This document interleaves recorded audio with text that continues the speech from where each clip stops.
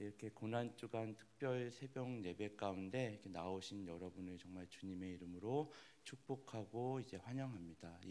이제 이틀째죠. 이제 어제는 우리가 에덴 동산에서 바라본 십자가라는 주제를 가지고 에덴 동산 중앙에 있는 나무를 최초의 인류 아담과 하와는 그 나무를 바라볼 때마다 자기의 정체성과 존재를 인식하고 하나님 말씀에 순종해야 했음에도 불구하고 순종하지 못하죠.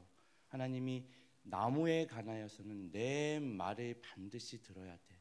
나무의 열매는 절대로 따먹으면 안 돼. 왜? 내가 먹는 날에는 뭐라 그랬죠? 반드시 죽을 거야. 이 말씀에 순종하는 일에 최초의 인류는 실패합니다.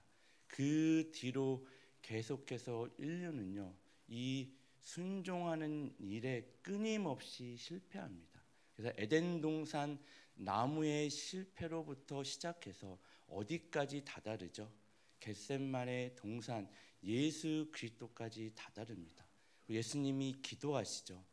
하나님, 이 잔을 내게서 옮길만 하시거든 옮겨주세요. 이 잔이 뭐죠? 예수님도 얼마나 힘드신지 성경에서 잔을 이야기할 때는 하나님의 진노를 이야기할 때 잔을 이야기합니다. 이 잔에 뭐가 담겨 있죠? 저와 여러분의 모든 죄악, 이 세상의 모든 죄악이 이 잔에 담겨 있죠. 그래서 하나님의 독자 예수 그리스도도 이 잔을 들이키면 어떻게 돼요? 하나님과 끊어집니다. 단절됩니다. 할 수만 있거든 이 잔을 내게서 옮겨주세요. 하지만 나의 원대로 마옵시고 아버지의 원대로 해달라는 이 기도의 자리까지, 에덴 동산의 실패로부터 예수님의 순종의 자리까지 이릅니다. 그리고 하나님 아버지가 독자 예수 그리스도께 이렇게 말씀하시죠. 나무에 관하여는 내 말에 순종하면 반드시 뭐 한다고요? 죽을 거야. 이 말을 이해하시나요? 나무에 관하여 내 말에 순종하면 반드시 죽을 거야. 그 나무가 뭐죠? 그 나무가 십자가죠. 그리고 예수님은 순종하십니다. 그 나무는 바로 십자가였고 예수님은 순종하심으로 그 순종하신 십자가로 인해서 그 나무가 우리에게는 생명나무가 된 것이죠. 오늘은 모리아 산에서 바라본 십자가라는 주제를 가지고 아브라함의 생애와 그의 독자 이삭을 통해서 하나님이 어떻게 하나님 아버지의 독자 예수 그리스도를 희생 제물로 준비하셨는지를 우리는 살펴보고자 합니다. 여러분, 저와 여러분이 살면서 가장 힘들어하고 못하는 일이 뭐죠? 뭘 못할까요? 목사님, 저는 못하는 게 너무 많아요. 못하는 게 너무 많아도 괜찮습니다. 한 가지만 잘하시면 됩니다. 뭘 잘하면 되죠? 예수 그리스도만을 바라보는 삶의 태도, 예수님만을 의지하는 삶의 자세만 있으면 우리는 언제라도 다시금 일어서고 성공하는 인생이 되는 거죠. 근데 우리가 가장 힘들어하고 가장 못하는 일 중에 하나는 아마 기다림인 것 같습니다. 기다리는 걸 잘 못하죠. 우리는 잘 기다리지 못해요. 근데 성경을 보면 하나님이 가장 많이 사용하시는, 우리를 기르시고 훈련하는 데 사용하는 방법이 이 기다림입니다. 그래서 이 기다림을 성경을 보면 하나님이 많이 사용하세요. 신약 성경 특별 복음서에 보면 그 해당장 야이로라는 사람이 나옵니다. 그의 딸이 죽어가죠. 그래서 예수님 앞에, 그 발 앞에 엎드립니다. 나사렛 목수 발 앞에 해당장 종교 지도자, 그 당시 가장 존경받는 인물이 그 나사렛에 출생한 예수 목수의 발 앞에 엎드려 제 딸이 죽어가니 예수님 빨리 오셔서 손을 얹어서 살려주세요. 그리고 예수님이 그 딸을 살리기 위해서 기도를 하기 위해, 이제 오늘날로 치면 기도하기 위해 가시는 거죠. 그 제자들이 따릅니다. 수많은 무리들이 따르죠. 군중들이 따릅니다. 가는 길에 그 12의 혈루병으로 괴로운 인생 가운데 있는 한 여인이 예수님의 옷자락만 내가 만져도 내 병이 나을 거라는 생각으로 그 군중들 사이에서 예수님을 옷자락을 만집니다.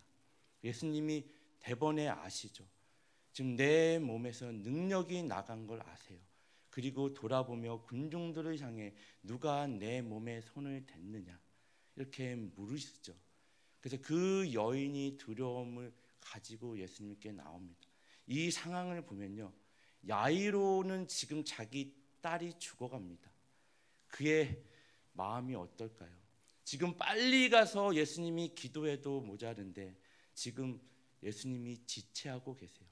의사의 관점으로 보면 12의 혈류병을 알고 있는 여인이 더 다급한가요? 아니면 지금 당장 숨이 넘어갈 것 같은 응급실에 있는 환자가 다급할까요? 이 환자가 더 다급하죠. 근데 야이로는 지금 자기 딸이 죽어가고 있습니다. 예수님 지금 빨리 가셔서 고쳐주면 좋을 것 같은데 예수님 빨리 가지 않으세요. 그리고 누군가가 달려와서 숨이 헐레벌떡 뛰어오죠. 그리고 듣기 원하지 않았던 소식을 야이로에게 전합니다. 그의 딸이 뭐했죠? 죽습니다. 그리고 예수님이 야이로의 딸에게 가죠. 사람들이 슬퍼하고 이제 우리가 생각하는 장례식 장과 같은 광경이 벌어집니다. 근데 예수님은 뭐라 그러세요? 이 아이가 죽지 않았다. 잔다. 지금 야이로는요, 기대했던 건 병든 자, 자기 딸을 고치는 거지만 이 원하지 않았던 기다림을 통해서 예수님이 죽음도 좌지우지하시는 분인 것을 예수님을 경험하게 됩니다.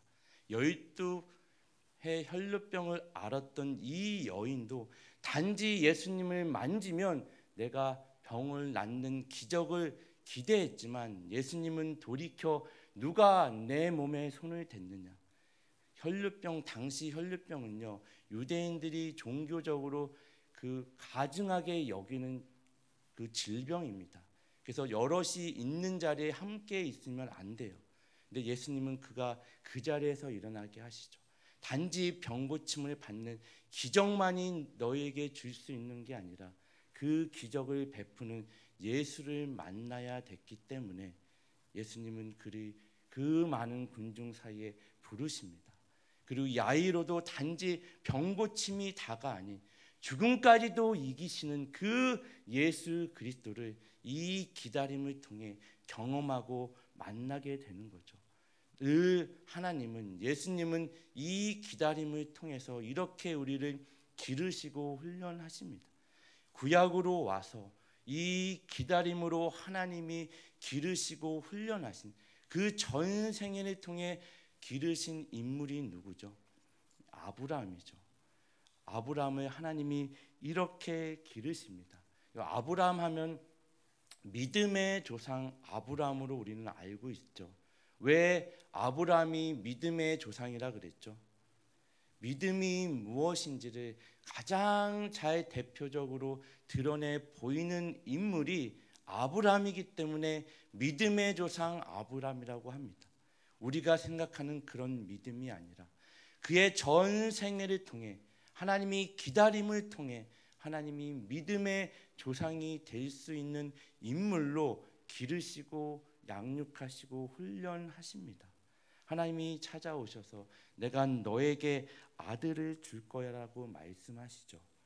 그 아브라함의 생애는요, 크게 할례를 기준으로 할례 전의 인생과 할례 이후의 인생으로 나뉩니다. 하나님이 약속하셨어요. 내가 너에게 아들을 줄 거야. 근데 아브라함이 기다리죠. 한 10년쯤 기다렸을까요? 아무런 하나님의 약속의 말씀이 이뤄질 조금의 기미도 보이지 않으니까 이제 사레가 아브라함에게 내 여종 하갈을 통해서 자식을 생산해 내라고 이야기하죠. 아브라함이 그 말을 좋게 여겨서 하갈을 통해 이스마엘을 생산해 냅니다. 오늘날로 표현하면 이스마엘을 출산하게 되죠. 그리고 나서 아브라함과 사레는요, 왜 이 하나님의 약속의 말씀을 기다리지 못하죠? 하나님의 일하심의 시간을 이해하지 못했기 때문에 하나님의 이 약속을 기다리지 못합니다. 그리고 나서 13년이라는 시간에 하나님이 아브라함과 하나님의 단절된 시간이 나옵니다. 13년을 하나님이 아브라함에게 찾아오지 않으세요. 아브라함은 하나님과 단절된 시간 13년을 보내야 했습니다. 여러분, 저와 여러분이 살면서 가장 힘든 시간이 언제죠? 하나님과 단절된 시간 아닌가요? 하나님이 내게 아무런 응답도 징계도 아무런 반응이 없을 때 정말 괴롭죠. 예수님이 왜 그토록 이 잔을 내게서 옮겨 달라고 기도하셨죠? 이 잔에 뭐가 들어있다고 그랬죠? 저와 여러분의 모든 죄악, 이 세상의 모든 죄악이 들어있죠. 예수님도 어쩔 수 없이 그 잔을 들이키시면 죄로 인해 하나님은 죄와 함께 할 수 없는 분이죠. 하나님과 단절됩니다. 그 나무, 그 십자가에서 하나님과 끊어지게 되죠. 예수님은 그게 가장 고통스럽고 힘들었습니다. 이 13년의 시간을 아브라함은 하나님과 단절된 시간을 보내게 됩니다. 그리고 13년이라는 시간이 지난 후에 하나님이 아브라함에게 찾아오시죠. 그리고 처음 하신 말씀이 뭐죠? 나는 전능한 하나님입니다. 무슨 말이에요? 아브라함에게 겁을 주기 위해서 이 말씀을 하시나요? 나는 전능한 하나님이야. 아브라함아, 왜 내 약속의 말을 신뢰하고 기다리지 못했니? 왜 내 약속의 말을 신뢰하지 못했냐는 말씀입니다. 그리고 나서 이 말씀을 하고 나서 아브라함과 그의 공동체에게 뭘 명령하시죠? 할례를 명령하십니다. 성경에서 할례가 갖는 의미가 뭐죠? 잘라내는 거예요. 끊어지는 거예요.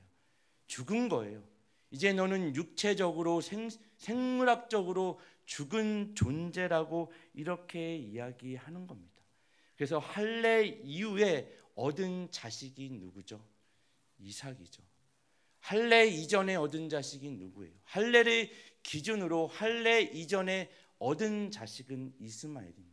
할례 이후에 얻은 자식은 이삭이죠. 할례 이전에 얻은 이스마엘은 인간의 방법과 육체적인 노력으로 얻은 자식입니다. 할례 이후에 얻은 이삭은요, 인간의 노력이 아닌 하나님의 약속의 말씀에 근거해서 얻은 자식입니다. 이제 아브라함은 죽은 자예요. 살아있으나 죽은 자입니다. 너는 죽은 자라는 이야기예요. 할례를 명령하시죠. 그럼 여러분, 죽은 자 같은 아브라함에게서 태어난 이삭은 산자입니까? 죽은 자입니까? 산자예요? 죽은 자예요? 있으나 없는 자 같은 인물입니다. 이삭은 이 땅에 태어났지만 살아있으나 얻은 자지만 마치 없는 존재와 같은 인물입니다. 아브라함아, 너는 이제 죽었어. 살아있으나 죽은 존재. 이삭도 마찬가지죠. 그리고 창세기 22장이 오늘 나오는 겁니다. 창세기 22장 1절 2절이 그 일 후에, 이제 이 모든 일 후에 하나님이 아브라함을 시험하시려고 그를 부르시되 아브라함아 하시니 그가 이르되 내가 여기 있나이다. 여호와께서 이르시되 내 아들 내 사랑하는 독자 이삭을 데리고 모리아 땅으로 가서 내가 내게 일러준 한 산 거기서 그를 번제로 드리라. 지금 아브라함이 오랜 시간 기다림 끝에 얻은 자식이 누구죠? 이삭이죠. 근데 하나님은 어떻게 그 이삭을 번제로 드리라고 말씀할 수 있을까요? 그리고 아브라함은 어떻게 이 말도 안 되는 하나님의 명령에 순종할 수 있죠? 아브라함은 할례를 통해 깨달았죠. 13년이라는 오랜 기다림 통해 나는 전능한 하나님이다. 그리고 할례를 명령하죠. 할례가 뭐예요? 너는 죽은 자야. 나는 죽은 자인 걸 알았습니다. 이 이삭도 죽은 자인 걸 알았죠. 하나님이 없으면 아브라함이나 아브라함의 독자 이삭도 하나님이 없이는 죽은 자인 걸 알았기에 그 이삭을 하나님의 명령대로 드릴 수 있었던 것입니다. 창세기 22장 9절 10절에 하나님이 그에게 일러주신 곳에 이른지라 아브라함이 간 거죠. 이에 아브라함이 그곳에 제단을 쌓고 나무를 버려놓고 그의 아들 이삭을 결박하여 제단 나무 위에 놓고 손을 내밀어 칼을 잡고 그 아들을 잡으려 하니 그러자 하나님이 다급히 아브라함을 부릅니다. 창세기 22장 11절 12절에 여호와의 사자가 하늘에서부터 그를 불러 이르되 아브라함아 아브라함아. 하나님이 얼마나 다급하신지 2번 부르세요. 아브라함아 아브라함아 하시는지라. 아브라함이 이르되 내가 여기 있나이다. 사자가 이르되 그 아이에게 내 손을 대지 말라. 그에게 아무 일도 하지 말라. 내가 내 아들 독자까지도 내게 아끼지 아니하였으니 내가 이제야 내가 하나님을 경외하는지를 알았노라. 내 독자까지도 아끼지 아니한 것을 보니 이제 내가 하나님을 경외하는지 내가 알았다고 이야기합니다. 이 말을 듣고 아브라함이 눈을 들어 살펴본즉 숫양이 숫풀에 걸려 거기 있더라고요. 이미 이삭을 대신할 하나님은 그 제물을 모리아 산에 준비하신 것이죠. 아브라함이 준비한 나무 위에 아브라함의 독자 이삭이 제물로 드려진 것이 아니라 그 나무 위에 이미 하나님이 독자 예수 그리스도가 희생 제물이 되도록 그 모리아 산에서 준비하신 거죠. 그리고 하나님이 이 음성에 내 아들 독자까지도 내게 아끼지 아니하였으니 내가 이제야 내가 하나님을 경외하는 줄 알았노라라는 그 음성 뒤에 우리는 그 나무에 달린 희생제물로 그 나무에 달린 하나님 아버지의 독자 예수 그리스도를 바라보며 뭐라 고백해야 되죠? 하나님께서 사랑하시는 독자까지도 저에게 아끼지 아니하셨으니 이제 하나님이 얼마나 나를 사랑하는지 이제야 알았습니다. 이 고백이 나와야죠. 내가 독자까지도 내게 아끼지 아니하였으니 이제 내가 하나님을 얼마나 경외하는지 내가 알았노라. 하나님이 그리고 그 독자를 그 나무에 내어 주시죠. 모리아 산에 이미 준비하셨습니다. 아브라함은 나무를 준비해 그의 독자 살아 있으나 죽은 자죠. 하나님이 없이는 죽은 자입니다. 그 독자 이삭을 제물로 준비했지만 하나님은 하나님의 아들, 하나님의 독자 예수 그리스도를 이미 우리를 위해 희생 제물로 준비하셨습니다. 그 나무에 내어 주시죠. 그래서 십자가를 바라볼 때마다 저와 여러분은 어떤 존재인지를 인식해야죠. 하나님이 그 독자까지도 아끼지 아니하시고 내어 준 것을 보니 하나님이 우리를 얼마나 사랑하는지 이제 알았습니다. 저와 여러분이 어떤 존재인지 이제 아시겠나요? 갈라디아서 2장 20절을 보니까 내가 그리스도와 함께 십자가에 못 박혔나니 그런즉 이제 내가 사는 것이 아니요 오직 내 안에 그리스도께서 사시는 것이라. 이제 내가 육체 가운데 사는 것은 나를 사랑하사 나를 위하여 자기 자신을 버리신 하나님의 아들을 믿는 믿음 안에서 사는 것이라. 내가 이제 육체 가운데 사는 것은 나를 사랑하사 나를 위하여 자기 자신을 버리신 하나님의 아들을 믿는 믿음 안에서 사는 것이라. 할례가 뭐라고요? 죽은 거죠. 저와 여러분은 다 죽은 거죠. 다 죄인입니다. 하나님의 아들 예수 그리스도를 믿는 그 믿음 안에서 하나님이 우리를 사랑하사 그 나무의 독자 예수 그리스도를 내어준 그 믿음 안에서 저와 여러분은 사는 겁니다. 이것이 오늘날 우리에게 주어진 할례의 의미입니다. 모리아 산으로부터 준비하신 하나님이 우리를 향한 대속의 즉 십자가의 강한 메시지죠. 우리는 죽었습니다. 다 죄인입니다. 오직 하나님의 아들 곧 예수 그리스도를 믿는 믿음 안에서 사는 것이죠. 이것이 예수 그리스도와 십자가를 바라보며 오늘 주어진 그 하루를 예수의 이름으로 사는 진정한 의미입니다.